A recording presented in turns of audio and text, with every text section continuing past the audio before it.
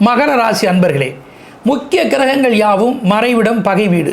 இவ்வாரம் பார்த்து நடந்துக்க வேண்டும். யாரையும் பகைக்க வேண்டாம். சமயோஜிதமும் மற்றும் இறை வழிபாடும் சரீர கவனிப்பும் கண்டிப்பாக தேவை.